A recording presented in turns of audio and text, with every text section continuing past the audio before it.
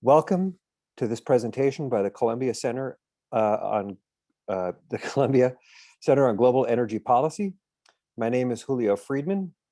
I'm the director of the Carbon Management Research Initiative, and we're delighted that you could be with us today. Thank you all for attending.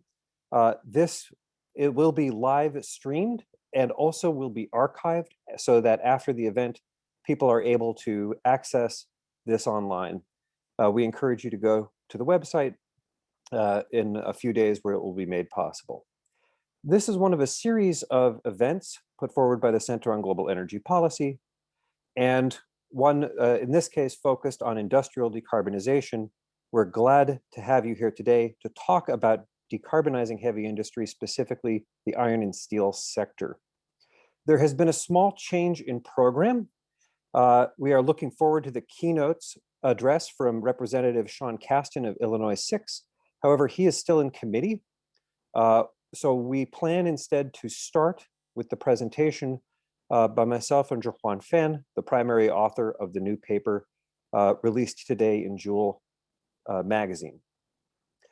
We will be sharing the PowerPoint presentation from this event afterwards on the website, and we'll be sharing a link to the report published by Joule at the end of the presentation.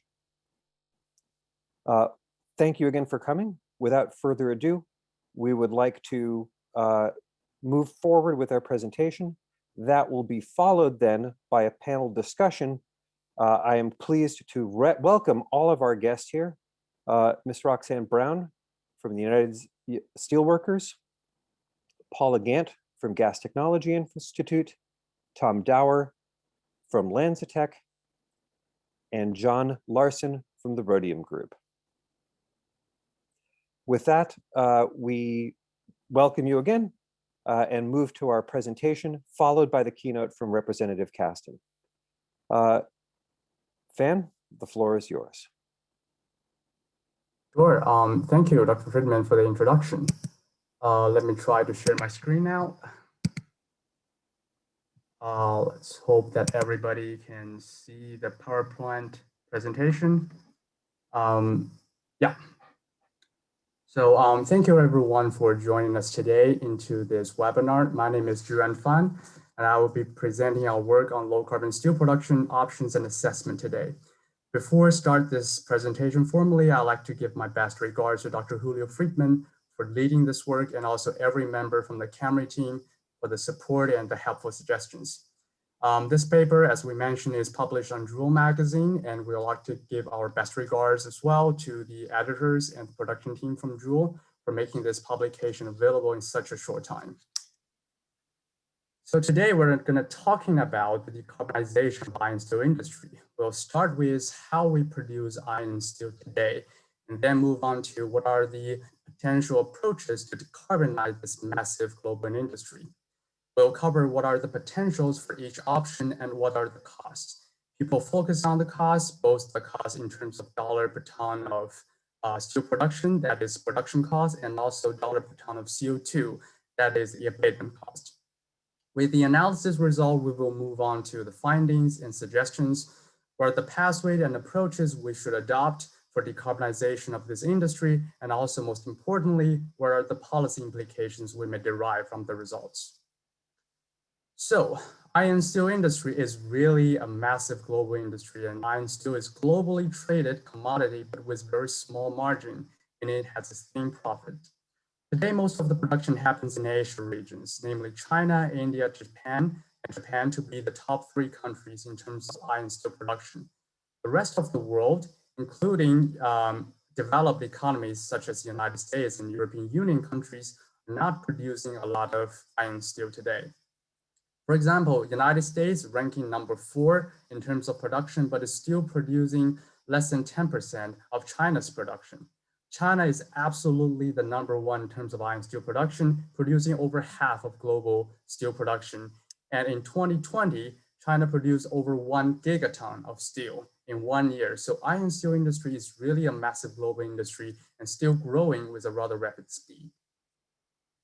Decarbonization of iron steel industry is super important because 6% of global CO2 equivalent emission is from iron steel industry. That is as large as all the cars combined. So if you believe decarbonization of the automobile is very important, for example, using electric vehicle, so does iron steel industry. It's going to be impactful and super big market. In 2018, 1.8 gigaton of steel hot metal is produced that year. And in order to do that, 1.85 ton of CO2 emission is emitted on average per ton of steel production, and a $400 production cost is paid.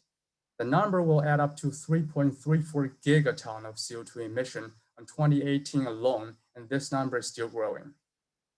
As for how we produce iron steel today, most of the production from the pathway called blast furnace, basic oxygen furnace, the BF-BOF pathway, covering 71% of the production, and the rest go to electric arc furnace, EAF-based pathway. We will discuss a little bit more in detail about these processes. So starting with the big one first, the blast furnace-based pathway, covering 71% global production. Conceptually, this is a very simple process. You have the iron ore and coke made from coal dumped into the blast furnace to produce pig iron. Then charge the pig iron to basic oxygen furnace, the BOF, to produce steel hot metal. That is the end of the analysis for our paper here. We do not consider any further processing, for example, finishing, alloying, and etc. For the analysis, we also included the carbon emission from electricity source, and we're using United States average CO2 intensity for electricity as our assumption. Blast furnace-based production is really, really carbon intensive. In order to produce 1 ton of steel using this pathway, 2.2 ton of CO2 is emitted, and 1.5 ton out of that 2.2 ton is from blast furnace. Combining the 71% global production share, blast furnace, the single type equipment, is covering over half of the CO2 emission from the whole iron steel industry. So decarbonization of iron steel industry really means decarbonization of blast furnace, this equipment. The rest of the production goes to electric arc furnace-based production. And electric arc furnace, EAF, by its name, is using electricity as the energy source instead of fossil fuel. If it's going to be a scrap metal feedstock, the EAF will be producing recycled steel, and the recycled steel will have a very low carbon footprint, only 0.8 ton of CO2 emission instead of 2.2 ton when we're talking about blast furnace. Electric arc furnace can also adopt other feedstocks, for example, DRI, which is called direct reduction iron. DRI is also made from iron ore plus fossil fuel, but less carbon intensive than blast furnace. The fossil fuel can be either coal or gas. If it's a coal-based DRI charging into electric arc furnace, the carbon intensity is 1.9 ton instead of 2.2 for blast furnace. If it's gas-based DRI, it's only 1.4 ton. So it's already 40% less carbon intensive comparing with blast furnace. But unfortunately, today, the DRI production charging into EAF pathway only contributes to 5% of global production. 71% from blast furnace, that's what we should focus on. After knowing how we produce iron steel today, we can discuss about the potential options for decarbonization, of course. However, unfortunately, we don't have a lot of options, and even for the options we have, there's still a lot of challenges associated with each one of the options. Most important of them will be the decarbonization potential limits, meaning that you can only get a fraction of the CO2 abatement instead of a deep decarbonization covering 80 or 90%. Take zero carbon hydrogen injection, for example. We're going to discuss about this in detail. Blue hydrogen or green hydrogen injected into a furnace or a DRI unit can only give you a 20 to 60% decarbonization potential, and it's going to be very expensive. Other processes, options, for example, biomass substitution, will suffer from a carbon footprint uncertainty from life cycle analysis or land use change. Zero carbon electricity will only cover the electricity emission fraction. CCS only capture the top gas and always leave some of the CO2 non-captured. That's why we need the combination options. That's the way we need to go through to get the deep decarbonization and eventually net zero or net negative emission production of iron steel. Now we're going to move to some specific options. The first one will be hydrogen injection. Before we move into the details about the analysis, we want to make sure that everyone understands what we're trying to deliver here with the graphic. We'll show a series of the graphic with a similar format. And for each case we did analysis on, we're showing 4 different information of our analysis. 2 of them will be decarbonization potential, and 2 of them will be the costs. The first potential is the maximum theoretical limits. This is a maximum decarbonization you can get by using this option. The next one will be the practical reduction. Nothing is perfect. There are always some CO2 emission during the process, so the practical reduction can be a little bit lower than the maximum theoretical limits. The 2 costs are namely the production cost increase in terms of dollar per ton of steel and the CO2 abatement cost in terms of dollar per ton of CO2. And now let's move back to the results about hydrogen injection. You can only get 20% decarbonization if you're injecting hydrogen into blast furnace, but you can get as high as 60% if you're injecting hydrogen into a DRI plant. So decarbonization potential point of view, DRI is much better than blast furnace. That also means the cost you're going to pay for hydrogen in DRI plants is going to be more expensive in blast furnace simply because you're using more hydrogen in the system. And today, green hydrogen is more expensive than blue hydrogen. It is very likely to stay true also in the future.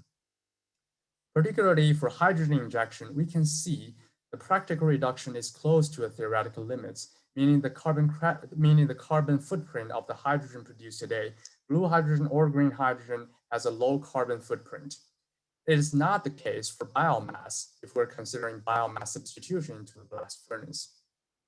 Suppose the biomass is 0 carbon footprint, meaning it's ideal, but it's not true for any biomass actually.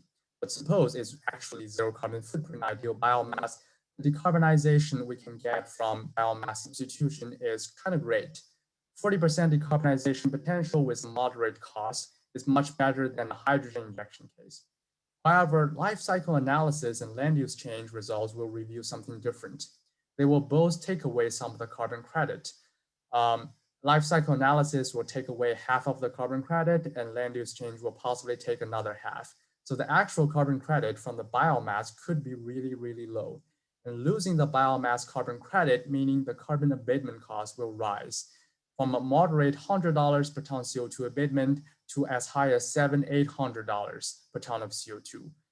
Biomass could be either the best case or the worst case, depending on its carbon credit. So the uncertainty is huge, meaning it's not just biomass we want to use, it's a sustainable biomass we want to use. Zero carbon electricity substitution is more straightforward, but it's only dealing with the electricity emission fraction of the steel industry. For blast furnace, this fraction is really, really low. Only 7% of the emission is from electricity consumption. But for EAF-based productions, whether it's scrap metal feedstock or DRI feedstock, the electricity emission fraction can be as high as 30% to 50%. So we realize that replacing blast furnace with a DRI can be actually regarded as an electrification approach. For example, if we want to increase the DRI production share from today's 5% into in the future 25 or even 50%, the decarbonization will happen and happen in twofold. First of all, the average CO2 intensity per ton of steel will drop because DRI is naturally cleaner than blast furnace. And also, the CO2 fraction from the electricity portion will increase. By doing DRI switch and zero carbon electricity feeding into the iron steel industry, the average CO2 intensity per ton of steel globally will drop from 1.8 to only 1.1 ton of CO2. So the improvement is rather significant. But it also means we need to fit in an enormous amount of zero carbon electricity into the iron steel industry, possibly thousands of terawatt-hours per year. And this significant this significant zero carbon electricity supply could be a big challenge, but also could be a big opportunity. We talk about a lot of options: hydrogen, biomass, electricity, and CCS. People want to know which one is the best and which one we want to do in the future. And the answer is very simple. We need to do all of them, and we need to do all of them in combination, because our target eventually is net zero production of iron steel. Net zero means we need to push this decarbonization potential to reach 100% or above. However, could be very, very challenging. For blast furnace particularly, blast furnace is almost impossible to reach 100% decarbonization potential. Even we're using 3 different options together, biomass, CCS, zero carbon electricity, all 3 options together can merely give you 90% decarbonization potential.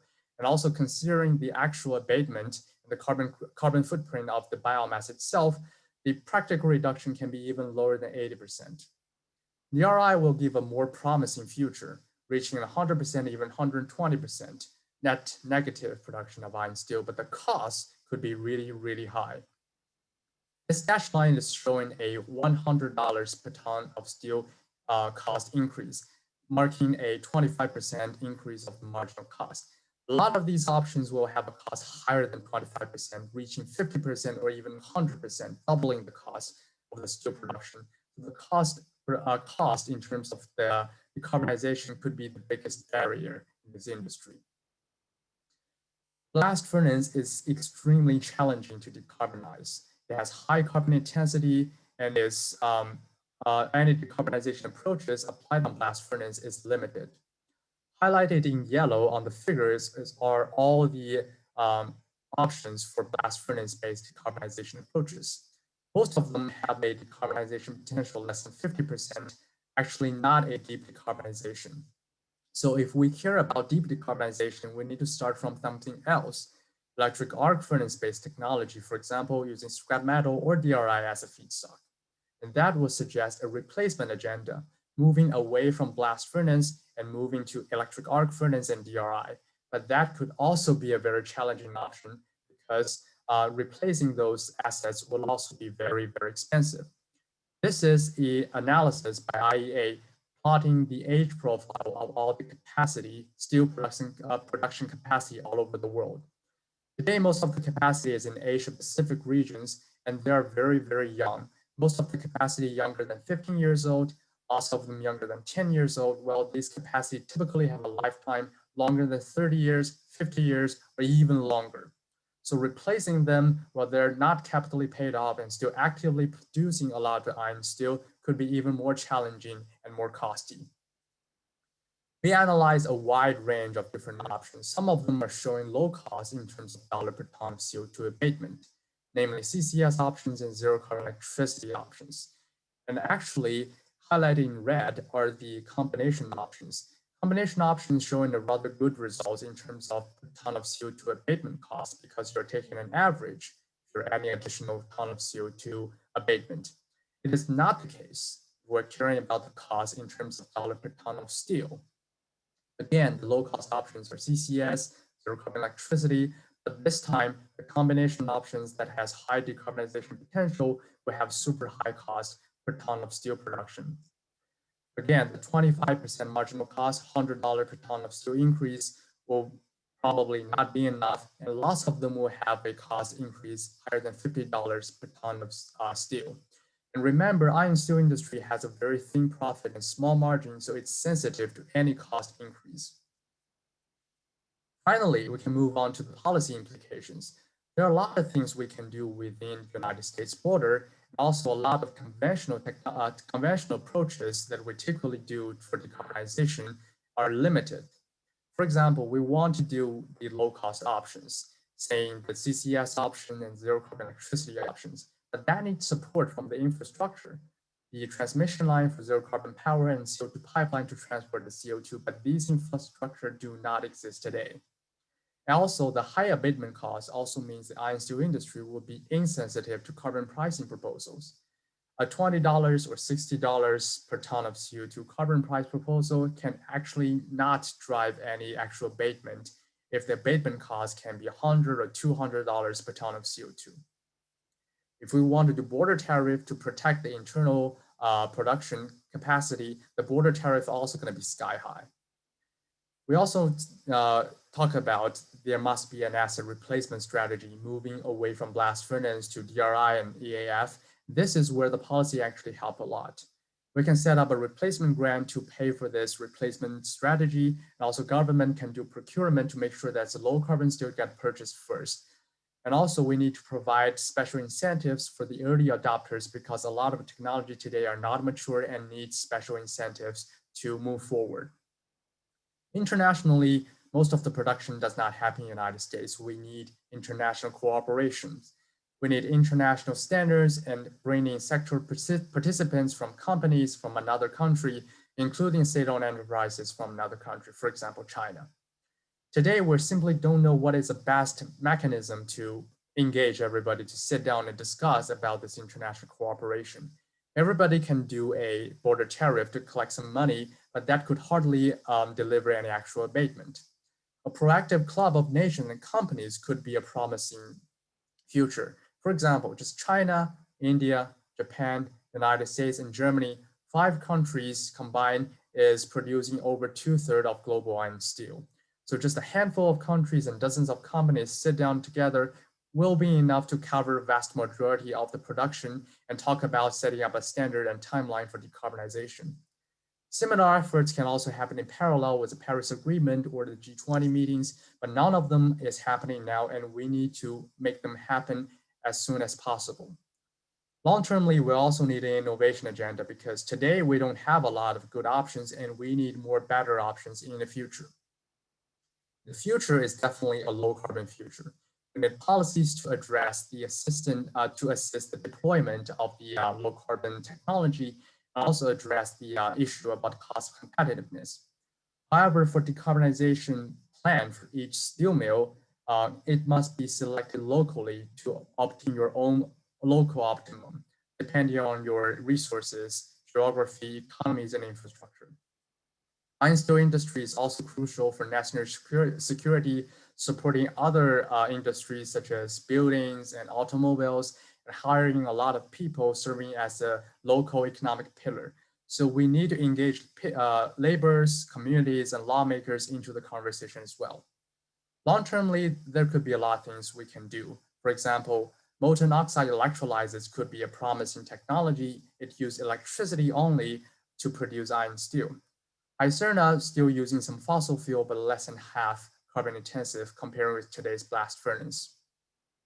Our team, the Camry team at CJAB, is working on decarbonization of iron steel, as well as other industrial decarbonizations. Hydrogen, ammonia, chemicals, cement, and etc. The list can go on. It's our honor here today to share our results about steel decarbonization, and we're willing to share more about our further analysis about other stuff. And that will be the end of today's presentation. Thank you so much for your time and patience. I'd like to take any comments, suggestions, or questions you may have in the comment section. Thank you so much. Excellent. Thank you so much, Fan. It's really gratifying to see this work available. Let me remind everybody in the audience that this PowerPoint will be available on our website, as well as access to the report through Joule magazine. We expect to be able to share the details of the analysis in those locations. I'm pleased at this point to introduce again our panelists for discussion. We have received word again from Representative Kasten's office. It appears that he is still in committee, so we expect him to appear shortly. But rather than delay and discuss the technical aspects in the meantime, we think it makes the most sense to go directly to the panel discussion and start a rich and interesting conversation there. We are in fact collecting your questions in the Q&A function. Please continue to add them there, and we will respond to them as best as we can live and respond to them as best as we can in written comments. You're also welcome to send in comments on Twitter. Send them to @ColumbiaUEnergy and use the hashtag CGEP events. That is hashtag CGEP events if you would like to make a comment to the panel discussion. With that, I'm pleased to introduce the first of our panelists. Each panelist will make a short introductory comment based on their perspective and how they see this emerging topic. I will begin with Roxanne Brown. Roxy is with the United Steelworkers, a dear friend and an extraordinary actor. Roxy, we look forward to your thoughts and comments. Thanks so much, Julio. I really appreciate the opportunity to be here today. And Fan, thanks for walking us through that great presentation. Uh, so the Steelworkers is the largest industrial union in North America. We have about 850,000 members. And I'm here to talk about steel, but we're also the dominant union in the pulp and paper, rubber, plastics, aluminum, chemicals, oil, glass, and cement industries, amongst others. I like to say that we are the union of everything because we are literally in every sector. As I was preparing for this event, I realized that our union has actually been engaged on this issue of mitigating carbon emissions from the industrial sector for well over 15 years. And it's a conversation that has had some fits and starts for various reasons. So I'm really heartened to join this panel today, along with some folks who I've had the privilege of being in the trenches with on this issue, like my dear friend, Tom Dower, and of course, the carbon wrangler himself, Julio. I'd like to be very honest and authentic in this conversation in terms of how our union comes to this issue. So I hope that you'll indulge me and allow me to be honest. Um, this is a challenging issue, decarbonizing steel, for that sector in our union, but others. It's very complicated amongst our membership. Like I said, we've been engaged in this conversation for quite some time. We were one of the major unions engaged on the Waxman-Markey climate legislation over a decade ago. And we helped to shape the manufacturing competitiveness title contained in that bill. And that title included some key elements that would have incentivized through allowances the industrial sector to invest in technologies to mitigate carbon emissions. And it also included a border measure to account for the embedded carbon emissions of imported products. Then and now, our members across all of our industries have concerns about what a policy or set of policies to decarbonize their facilities would mean for their jobs. And, you know, for us and our members, there is never a question about the reason that we need to decarbonize because our members are not climate deniers. They live and work in their communities and they see and feel the impacts of climate change. Our members and the refining sector can tell you stories about the superstorms they've experienced over the years, right down in Texas. The questions for them are not that. The questions are about the unintended impacts of carbon mitigation policies. And these unintended impacts would be layered on top of an ongoing battle with unbalanced trade policies. Because steel, as we know, is one of the most energy intensive and trade exposed sectors.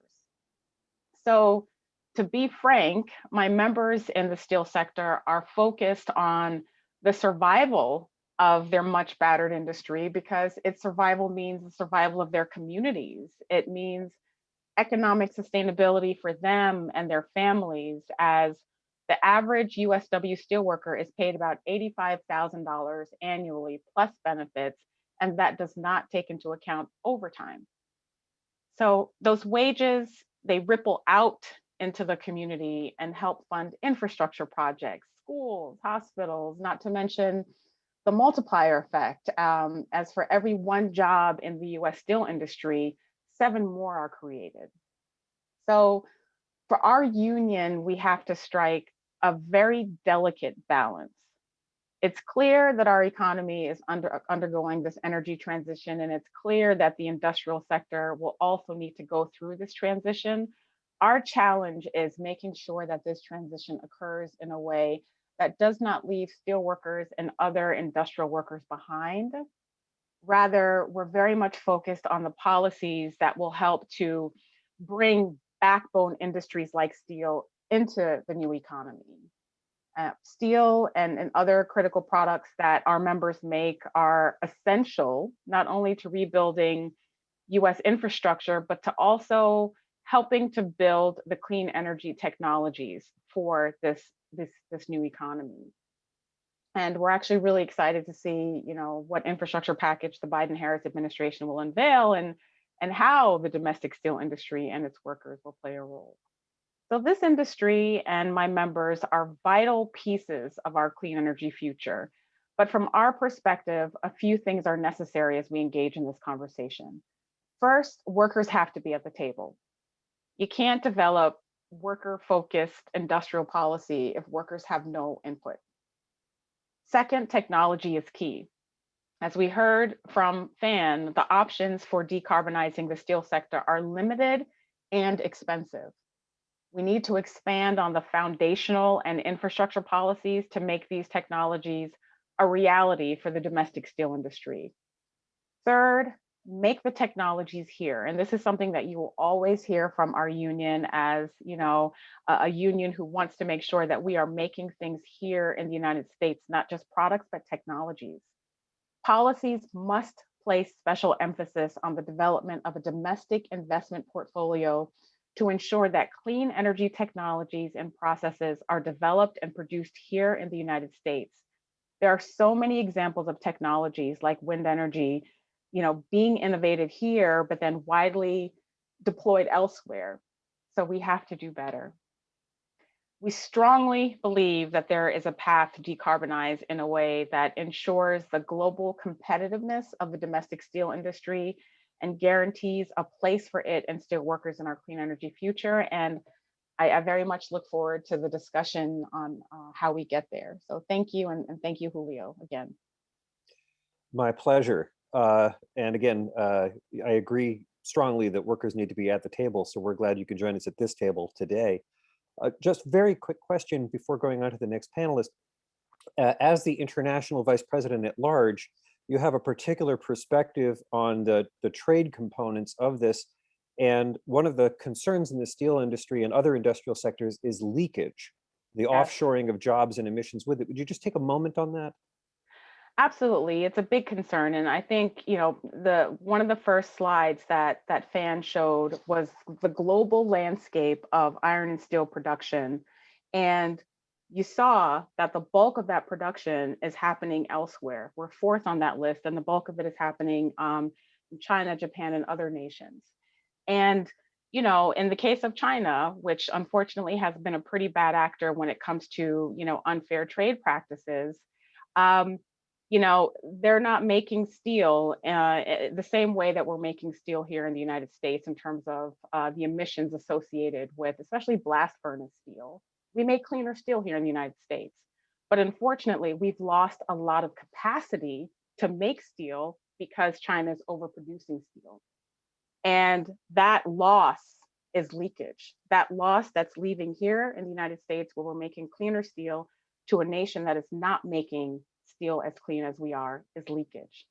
So we need, kind of a set of policies, but certainly something to get at the leakage issue. And that's where the trade policies kind of live. And the border measure is one piece of that, but there's much more that needs to be done.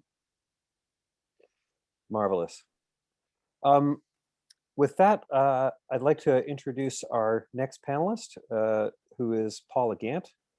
Paula is with the Gas Technology Institute and is a senior vice president there. I had the good fortune of working with Paula at the Department of Energy. Paula, the floor is yours.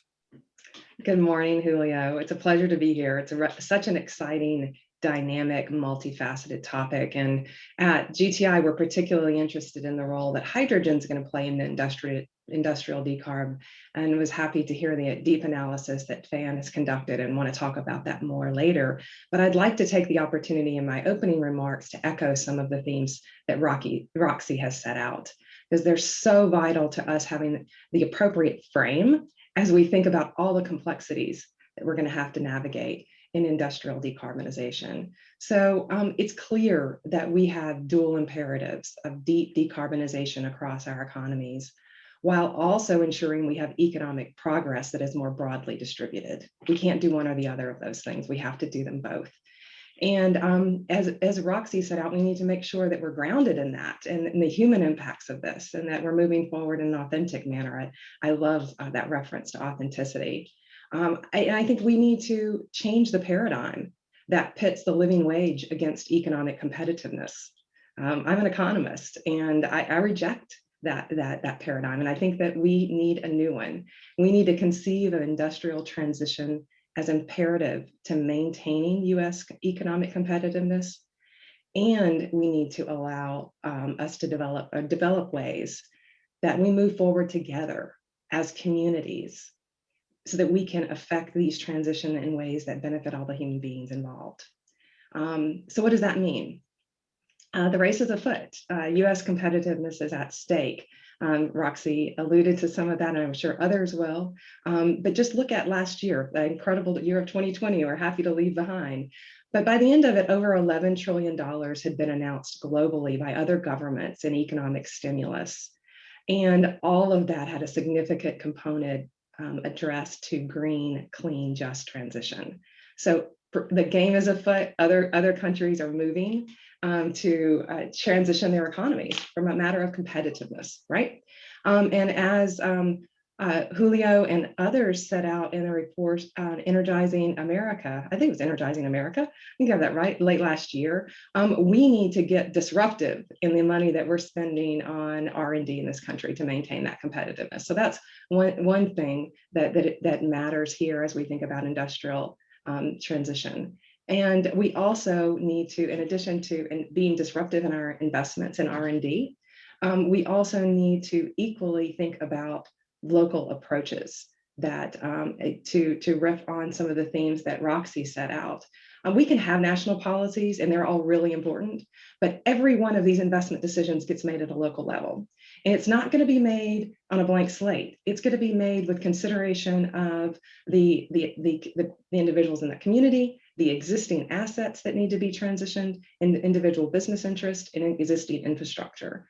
And we need robust approaches that reflect the diversity of the starting point across not just North America, but across the globe. So we can bring those stakeholders together to begin to conceptualize the disruption that we want to see here and begin to plot together to make good decisions, which is going to require a lot better data and decision-making tools than we currently have at present. So it's great to see Fan and others begin to map out some of those things.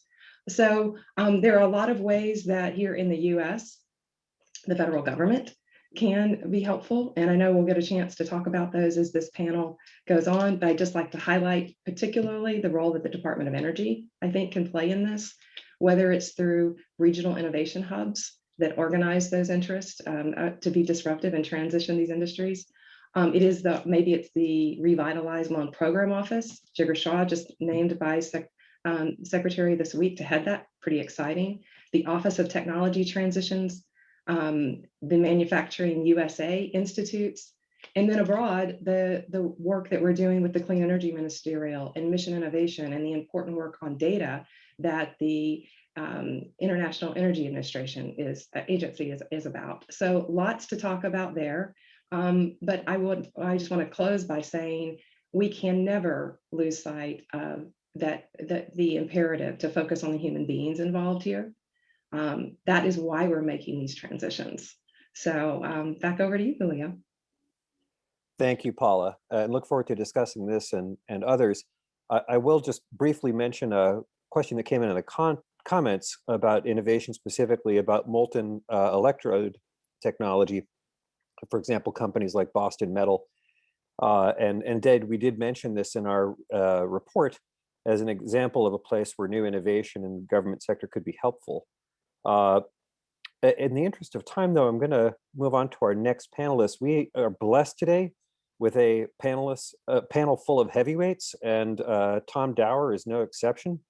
Tom Dower, for many years, worked with one of the largest steel companies in the world, ArcelorMittal, and today works in fact, a very different company, LanzaTech, which, among other things, is actually taking the waste gases from steel mills and turning them into useful products. Tom, the floor is yours. Thank you, Dr. Friedman. Great to see you and my fellow panelists. Thanks for providing this opportunity for us to participate. So as noted, I'm here on behalf of carbon recycling company LanzaTech, but also bring that iron and steel experience, having just left the global steelmaker ArcelorMittal, where much of my work was on industrial decarbonization policy, particularly for the steel sector. What is clear to me is that in order to address climate change, we need every possible solution, and the sooner the better. We need to spur a fundamental change in how we do and make virtually everything that we have come to rely upon for modern society.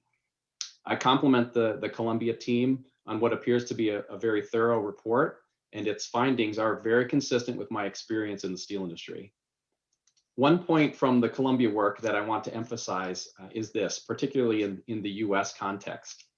Scrap-based electric arc furnace steel recycling is very important, but will not be the answer to the climate crisis between now and 2050. Rather, the solutions must be found around fundamental changes in how raw iron is produced before it enters the already robust circular steel recycling loop. As we think about decarbonizing hard-to-abate sectors like iron and steel, there are a few realities that are worth noting. First, there must be many technological pathways to get to net zero by 2050. There are no silver bullets. Second, government policy will be imperative to bringing solutions to market as quickly as possible, from RD&D to deployment, including providing incentives and removing barriers. Third, if there is one thing that keeps steel CEOs up at night, it is trade. Unilateral domestic policy actions must address potential trade impacts. And fourth, new technologies only help if they can be deployed at scale. That is why I'm so excited to now be at LanzaTech. LanzaTech, which is headquartered in Skokie, Illinois, is really about circular economy. Our technology centers on gas fermentation, where we take carbon monoxide, hydrogen, and carbon dioxide and convert it using a biochemical process to ethanol, sustainable aviation fuel, chemicals, plastics, fibers, and more. We can get those gas feedstocks from a variety of sources, including steel mill or refinery off gases, or by gasifying municipal solid waste or biomass. That means we have a very broad platform based on gas fermentation in what we call carbon recycling, which offers a carbon mitigation option that creates value from waste streams and can actually link hard-to-abate sectors. As we all know, and has been stated by every speaker so far, reducing emissions globally will be critical for success. LanzaTech is already operating a fully commercial scale steel mill off-gas to ethanol facility in China and building other projects in China, India, Europe, and elsewhere. Today's report will hopefully provide a clearer roadmap for where the iron and steel sector needs to go, and I look forward to that discussion. So in the interest of time, I'll end it there. Thank you.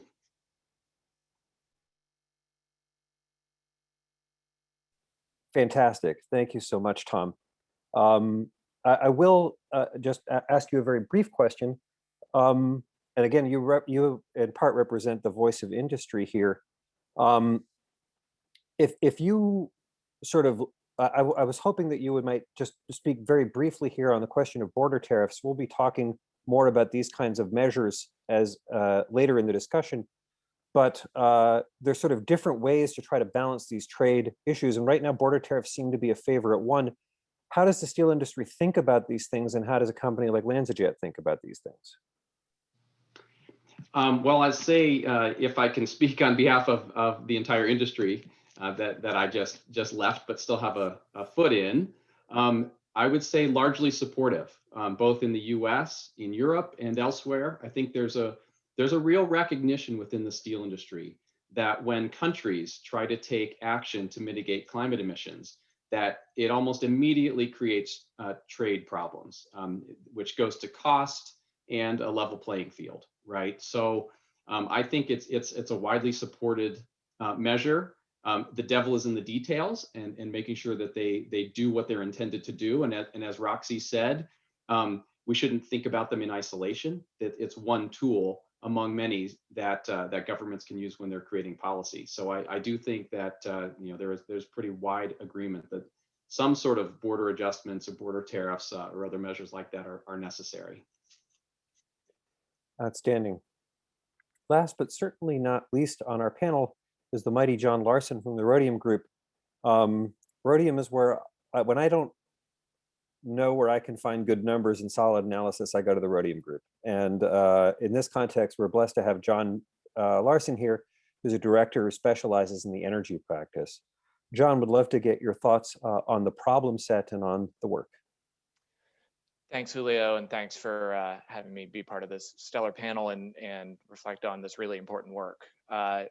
So it's worth putting all of this, I think, in a big, broader perspective here. When you look at total industrial emissions globally, we're talking about 16 billion tons of greenhouse gas emissions. And I mean, Vaughn pointed out the steel's role in that total, but still, this is the single largest emitting sector in the world. And here, closer to home in the United States, industrial emissions are roughly, in a close second in rank right now, but are on track to overtake #1 transportation by the mid 2020s at about 1.7 billion tons. So, industry writ large is a big contributor to the challenge of climate change, and iron and steel is a big part of industry. The next thing to think about here is if we don't decarbonize steel, we're not going to decarbonize the global economy, period. And it's not because decarbonization is hard, it's because steel is in everything. Steel is in all of the things we need to decarbonize the rest of the system. Think about wind turbines, carbon capture equipment, solar racks, all of the structural components for a net zero commercial office building, heat pumps for electric heat, CO2 pipelines, direct air capture machines, electric vehicles. Steel is in all of that. So if we're going to be pushing to decarbonize, emissions, demand for steel is only going to go up. And if we don't deal with the emissions of steel, emissions will also go up. Just to give you one example, we last year looked at what it would take for direct air capture to play a very large scaled up role in meeting US net zero emission reductions by mid-century. And the steel required to build all the direct air capture machines could equal total steel demand today. And so, obviously you need to decarbonize that steel, or else it's going to be that much more direct air capture you have to build to offset. And so if we actually do what we need to do to decarbonize the rest of the energy system, we're going to have to deal with steel. And that's what makes the work released today so important. It presents the cold hard truths of what's possible now and down the road, what the trade-offs are, and where to focus efforts going forward, both in the United States and globally. And I think that's going to be, this provides a lot of new information for folks like ourselves here at Rhodium to digest and use to help inform broader decarbonization strategies. And just to make it a little more tangible here, well, actually, the one other thing to think about here is almost every strategy, or practically every strategy that Fawn presented with regard to steel is broadly applicable to other industrial sectors like chemicals, pulp and paper, cement and concrete, refining, lots of other places. So the more traction we can get to deploying these key decarbonization technologies in steel, the more traction we're going to get across the industrial sector. And so that's really the opportunity here over the next few decades, and really provides, I think, a lot of exciting things to be focusing on. Just to pick one of the strategies, carbon capture for a second, I think it's worth making it a bit more tangible what's on the table with regards to what decarbonization really means. The way we see it, it means a lot of investment opportunities, and also a lot of potential for creating jobs. Some work we've been doing recently in collaboration with the Great Plains Institute looked at what the investment opportunities and employment opportunities look like that are associated with deploying carbon capture in the United States at existing facilities across key industrial sectors. And just looking at steel alone, we found $5.5 to $8.3 billion of new investment through 2035 at existing facilities in deploying carbon capture in the US just in that 15-year period. And on average, every year that would result in 1,700 to 2,600 jobs every year through 2035, just associated with building those carbon capture retrofits, and then a similar amount of jobs associated with operating those retrofits once they're built. That's really important. This speaks to a lot of what Roxy was talking about. And And the other key point here is that all of those jobs are just the jobs associated with the retrofit. So if you decarbonize or at least make progress on decarbonization for some of these facilities, you are also not just creating those new jobs I talked about, but retaining existing jobs at those facilities as you extend their lives in a lower carbon future. We get even bigger numbers when you think about the broader industrial context, up to $29 to $44 billion of new investment across a variety of industrial sectors, and almost 10,000 to 15,000 jobs a year over the next 15 years in project construction and investment, as well as a similar magnitude for operations. So as the new administration and Congress look to ways to think about building back better from the COVID recession, it definitely makes a lot of sense to be focusing on the steel sector and in industry generally in decarbonization. And I think the work presented today provides a lot of promising new information to help inform that discussion. So thanks again for having me. Thank you so much, John. We look forward to mixing it up with the entire panel here very soon, but I'm pleased to say that we've been joined by Representative Sean Casten from the great state of Illinois, District 6. Representative Casten is not only an extraordinary member of Congress, but the only one that I know of who will lay out a Twitter thread with 20 or 30 comments focused on thermodynamics and details of engineering. I can't imagine a better government official to join us today than Representative Casten. We're glad you're here. Thank you so much, sir. Thank you so much. You know, it's I feel like you finally made it in this world when you finally get praised for being cool because you know something about thermodynamics. It took a long time for me to get to this point in my life, but I'll welcome it as long as I can. I'm just delighted to be here. I'm sorry that I shuffled the schedule. We were voting on some bills in the Science Committee, but wanted to share a little bit of my background, how I got here, and some things to think about. I didn't set out to be a member of Congress. I'm a chemical engineer, spent 16 years running various clean energy companies. And as some of you in the clean energy world knows, I sort of, I came into this by blood. My dad founded a company that became Trigen Energy. He testified on a bill that became PURPA. They built PURPA plant number 3. So I kind of grew up with this around the dinner table. And I mention that because one of the companies that my father ran when I was, just out of grad school, I guess, was a company called Primary Energy that built 90 megawatts of waste heat recovery on the back of a coke oven at the, I guess what's now Cleveland Cliffs was ArcelorMittal, was I think Ispet Inland, largest coke oven battery in the world. And it sat between the coke oven and the downstream baghouse to cool off those gases, made 95 megawatts of electricity. By cooling down those gases, made it easier for the pollution control devices in the back end to work, and then use the residual waste heat to shut down fairly significant boiler capacity.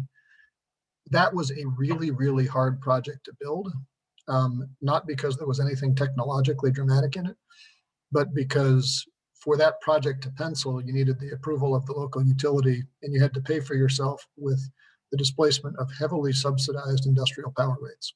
They got it built nonetheless, and for a time, that project was generating more zero carbon megawatt hours than all of the world's grid connected solar panels. That time has obviously passed, but that was true as recently as like 10 years ago. And actually was arguably had lower carbon footprint because in addition to using no CO2 to make power, it was also shutting down a gas boiler with the waste heat recovery. My dad and I then founded a company called Recycled Energy Development, and we tried and ultimately failed to build a similar project on the back of a silicon mill in West Virginia.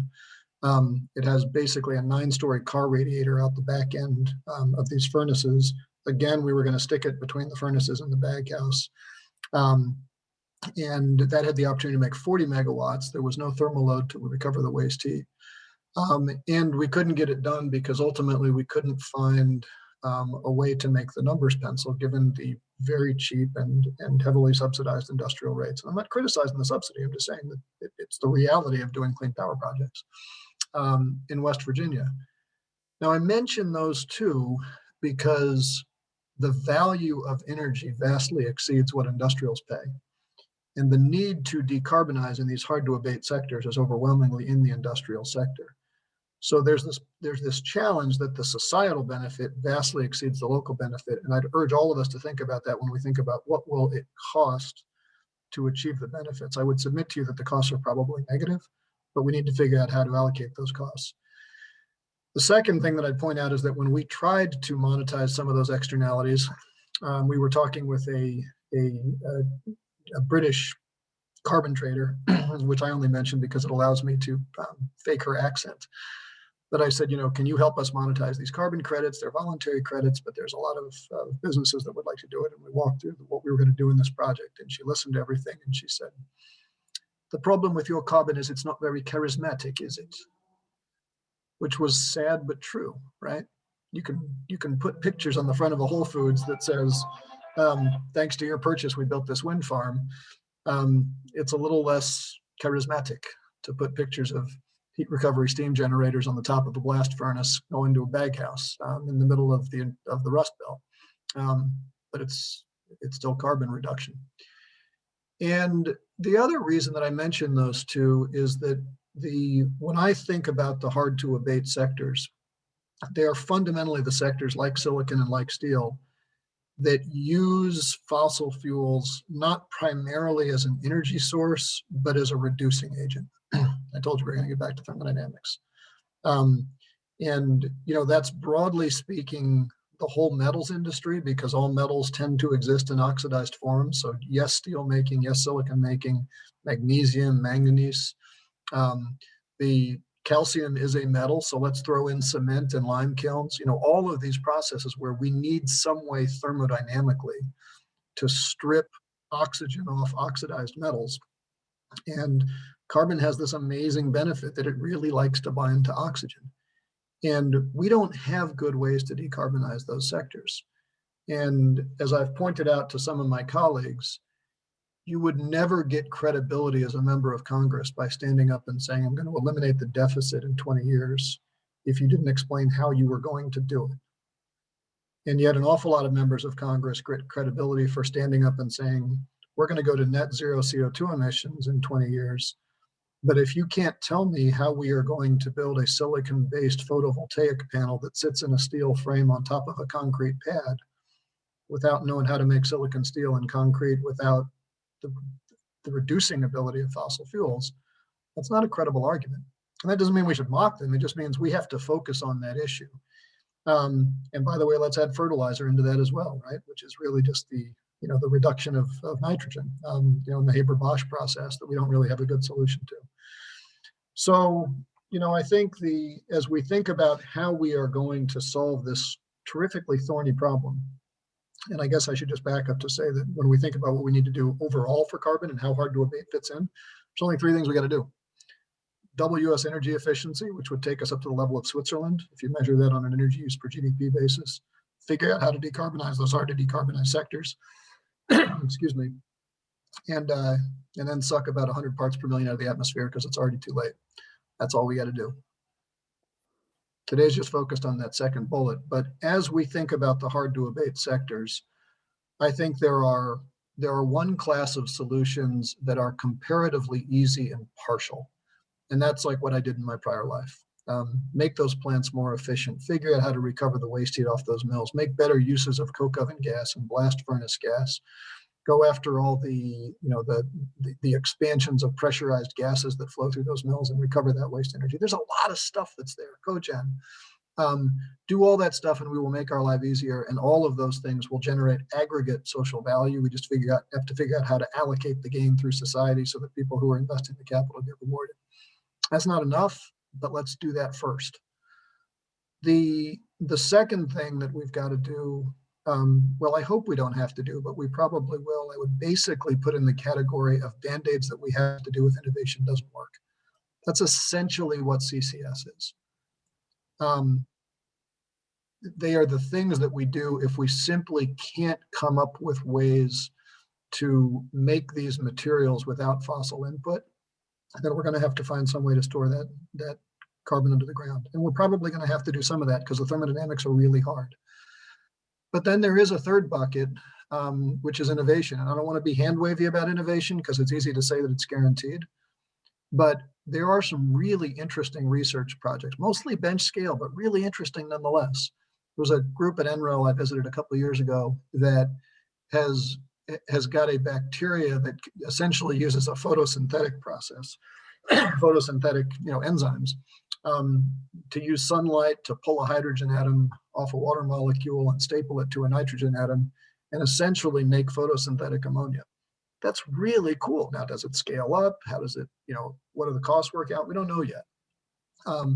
But it's not thermodynamically impossible to at least think about using that to replace the Haber-Bosch process with a process that doesn't depend on natural gas. Are there some level of comparable innovations we could think about in the metals industry? I'll leave that to you smart people to figure out, but I think it's a worthy problem to go after. And the bill that I introduced last year that we did ultimately get signed into the omnibus was really intended to be a directional start on that. This was this Clean Industrial Technology Act, specifically to stand up an agency within the Department of Energy, funded initially with $500 million, specifically to deploy technologies like that one that I mentioned at NREL, and do some public-private partnerships, get these technologies out there, get them scaled up so we can start to get them deployed. Because if we are going to do what we have to do, which is to get to net zero CO2 really quickly, we got to figure out how to cover all three of those ends: the innovation, the efficiency angles, and then to the extent that we don't get enough there, the band-aids that we'll have to do in the back end, like CCS. So I'm just absolutely delighted that you're having this conference. I'm delighted you're talking about it. It needs to be talked about louder, and thank you so much for having me here.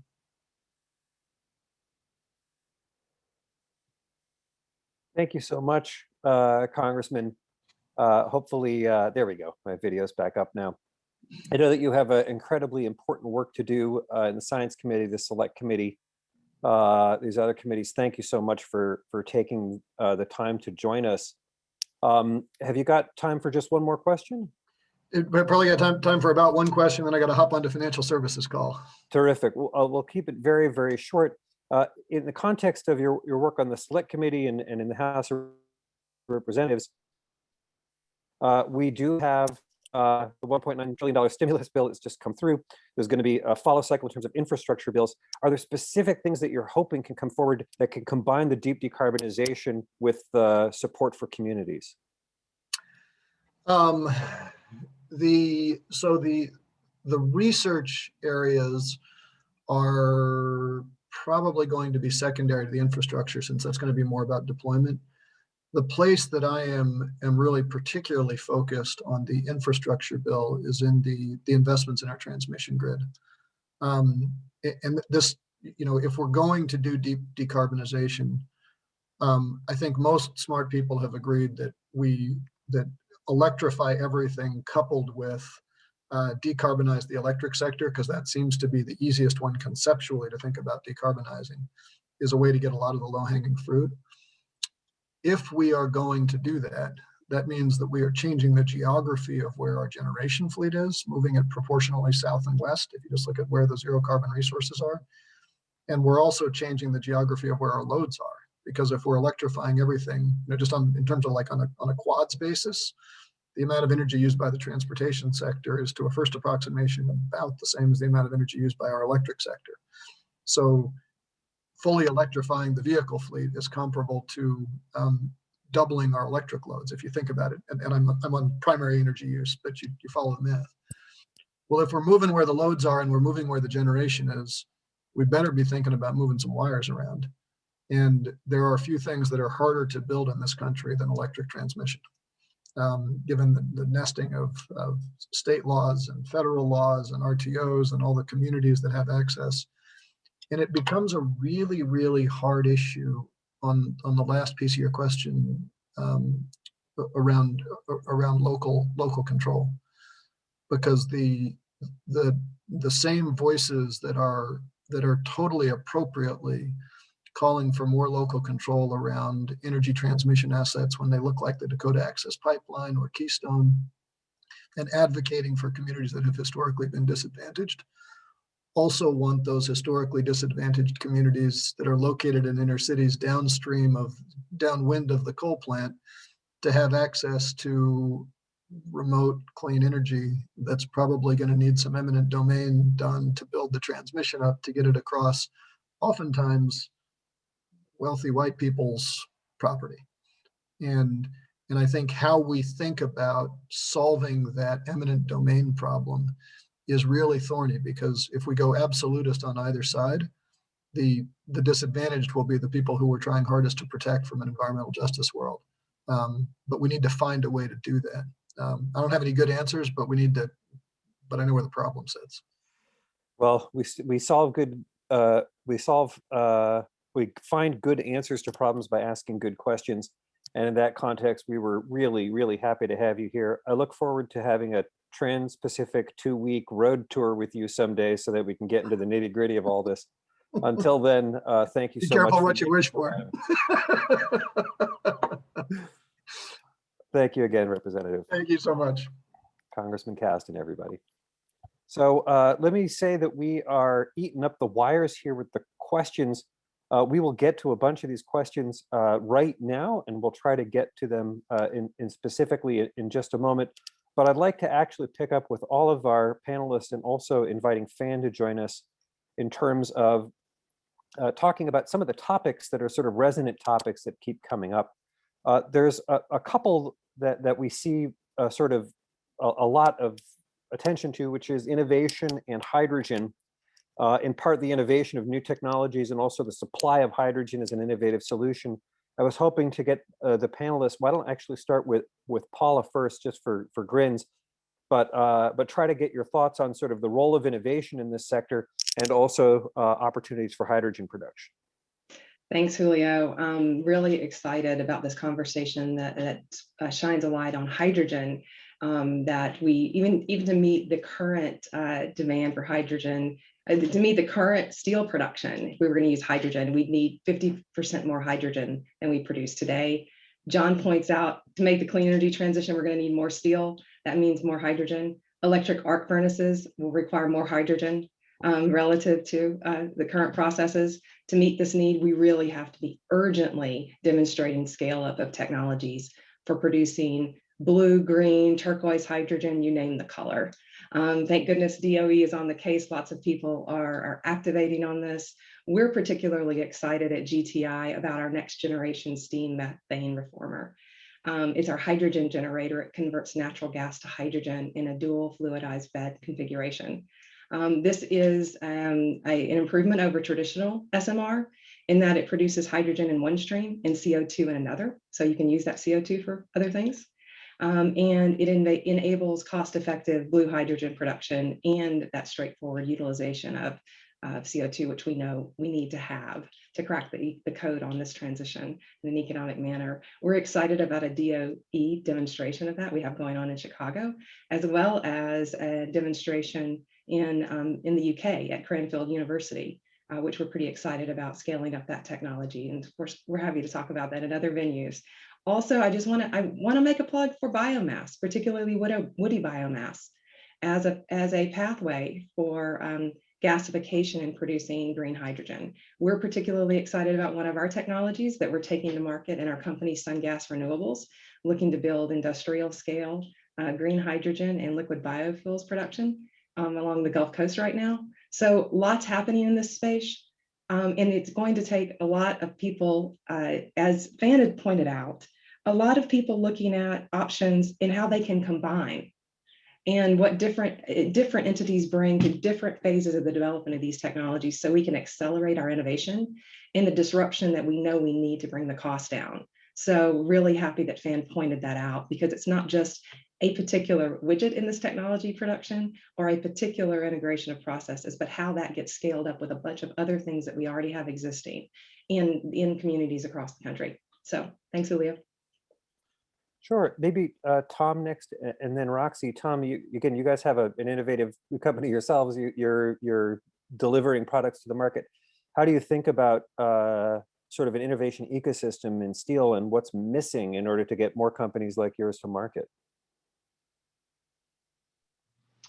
Yeah, that's a great question. So, the congressman's comments were well taken on innovation, and that is exactly what LanzaTech is doing. And what I think is interesting about our company is that we have some technologies that are fully commercial. I mean, we're ready to go. We're ready to deploy. So, for a lot of that, and that includes the steel mill off gas to ethanol route, that as well as taking ethanol and converting it to sustainable aviation fuel. So we are ready to deploy, which entirely gets back to economics, markets, and policy.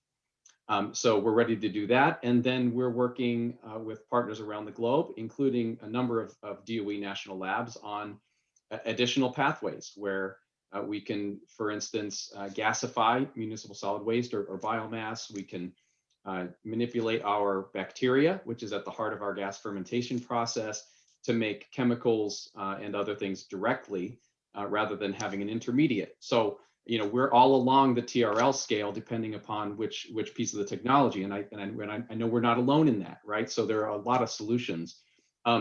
One issue that I'm really thinking about, particularly following Paula's comments just now about hydrogen, is about materials efficiency.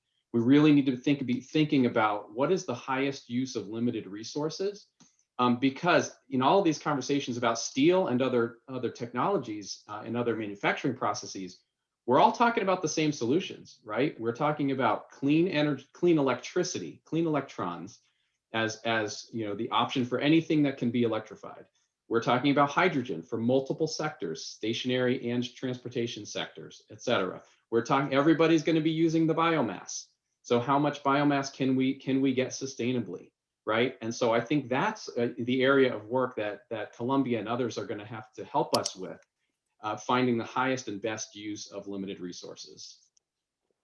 Thanks for that shout out. By the way, recently myself and a few others were involved in a report with the Innovation for a Cool Earth Forum, Bikers, Biomass Carbon Removal and Storage. And actually we're big fans, among other things, of biohydrogen made from waste biomass, including waste woody biomass, as Paula was talking about. We'll post that in the chat in just a moment. Roxy, you've mentioned innovation. I know that the steelworkers and other unions are enthusiastic about hydrogen. How do you sort of think about this in the context of your own work? Sort of what's useful steps, what's not useful steps? What's the position of these things in terms of US competitiveness? Sure, and I would say that we're curious about hydrogen versus excited or eager about it, because you're high curious. Good. We're high curious, especially in the context of steel with EAFs. Just on a very basic labor perspective, BOFs have a lot more workers than EAFs. When you look at an EAF, you're looking at about a third smaller workforce than at a BOF. And so I hear the discussion about a replacement agenda, but with the replacement agenda, that's very complicated for us on a workforce, from a workforce perspective. So I'll just put that out there. So we're high curious, but we want to see, what can be done at BOFs. I think innovation generally is, without it, there is no future for any of the industries that we represent workers in, steel and anything else. And I think this goes back to what Rep. Kasten said. Innovation is the path forward for job creation and retention at all of these sectors. And I think about Tom in his previous life at ArcelorMittal, now Cliffs, working with LanzaTech, and just kind of touching on this policy piece. Sometimes these innovations get stuck on the policy pieces. We had so many meetings over the years around LanzaTech's technology, and we kept getting stuck at EPA around the renewable fuel standard, right? That was the place where we got stuck.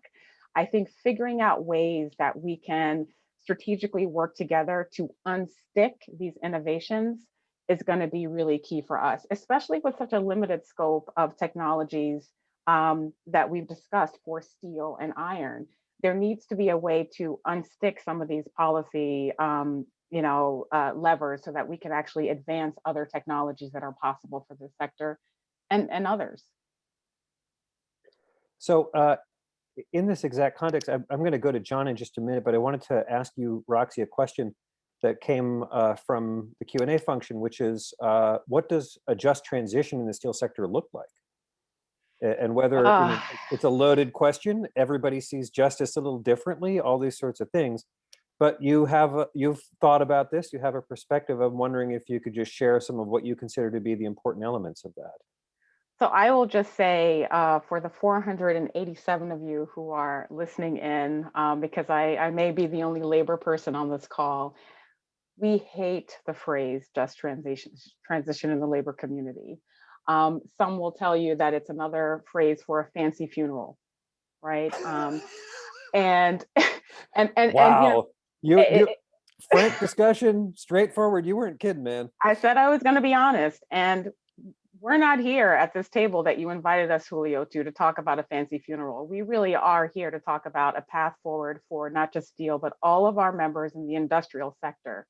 And so what we're talking about is, charting a path, not necessarily a just transition, but charting a path, because it's already been said how essential steel and other critical materials are to everything that we have before us, right? And so what that means is this innovation piece. It means investment, because cost is a huge thing. Rep. Caston talked about efficiency. Efficiency is a thing that we talk about ad nauseum, but it is the lowest hanging fruit. A good just transition includes massive investments in efficiency, things like combined heat and power and waste heat recovery, because you would be surprised, a lot of industrial facilities cannot afford it. It also means training up the workforce, right? Because you have a lot of industrial communities who've lost workers for various reasons, who want to be trained up to do the work at these existing facilities, or at the facilities that will be created in the whole scheme of this whole process. There's so many different pieces that we need to include: innovation, investment, workforce training, and economic development. There is a huge role for the Department of Commerce in all of this work. They're charged with looking at communities, seeing where there's been loss, regionalizing this country, chunking it out and looking at the regions and seeing what is available and what can be done, and creating opportunities so that we can have more Lanza-Techs, et cetera, who are choosing to make the United States their home to build out these technologies. So there's a lot that can be done, but no fancy funerals. Nope, that is extremely valuable. Thank you. We've been getting a lot of questions here about things like border tariffs and the policies around how do you, both, enable decarbonization at the same time as protecting the workers. John, I wanted to pivot to you on this, because I know that you've thought about this both in terms of the macroeconomic trade component, but also in terms of the impact on jobs. It's not just border tariffs. There's also things like output-based rebates. There's emission standards. There's other sort of policies which we can use to try to both, protect domestic industry at the same time as advance decarbonization. And I was just hoping you could speak about that a little more. Yeah, absolutely. And it actually builds right on the last question around innovation. How do we actually get these technologies out there, right? I mean, a border tax adjustment protects domestic industry from unfair competition due to decarbonization globally, but it doesn't actually provide any new capital to invest in domestic decarbonization, right? Like instead, there's this price signal from the carbon price, but that doesn't necessarily mean actual operators have that capital to deploy right away to decarbonize things, right? And that's where something like an output-based rebate gets interesting. And this is similar to the component of Waxman-Markey that Roxy brought up earlier, where it's like if you are an operator who is performing better or can continue to improve on performance relative to a benchmark on decarbonization, you get more money. And that's a good incentive for doing even more investment and diligently surveying your decarbonization options and optimizing for costs while also reducing emissions. And that's I think an important complement to any kind of trade mechanism because of that that incentive to deploy capital. And because there's other ways to deploy capital, like government investment and grants, or tax credits for investments in decarbonization, such as Senator Manchin's 48C proposal that came out a couple of weeks ago. There's other ways to do that, but I think if you just do the border adjustment, you're not going to get you're not going to get the decarbonization investment you'd expect, at least not at the pace you want it, right? And so that's I think an important component here. And then on top of that, you can actually enhance the employment story depending on, if some of those incentives end up deploying the technologies I just talked about in my remarks earlier, like carbon capture, all of a sudden you're putting in place lower carbon operations while also creating jobs that build the retrofits and then retaining the jobs of the facilities that are there. So I think there's a lot of different interactions there, and it's worth keeping a broader view on the policy options to get there. In that exact context, to our attendees, I just posted the biomass carbon removal report that I said earlier and mentioned the context of Paula's and Tom's comments. I've also just added one that we did recently on output-based rebates, in which I believe, John, you were party to that effort as well. That's right, with your colleague or former colleague, Noah Kaufman. Yes, that's right. Who's now slumming with the Council of Economic Advisors. So I want to just take a second on this. An idea that Fan and I really are enthusiastic about it from the policy perspective, I'd like to get everybody's input on this briefly, is the idea of a club of nations. A handful of steel producing companies, a handful of steel producing companies could develop their own standard and propagate it. And that would be enough market share to create a virtuous cycle. And it would basically avoid either an OBR or a border tariff kind of framework. I just wanted to get people's thoughts on that. It's one idea, but it's only one.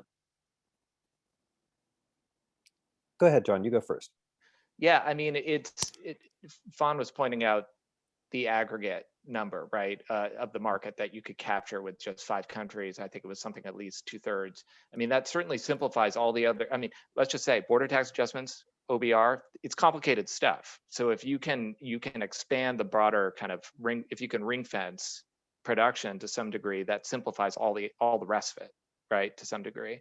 At the same time, I think sectoral agreements like these have been around as a concept for a very long time.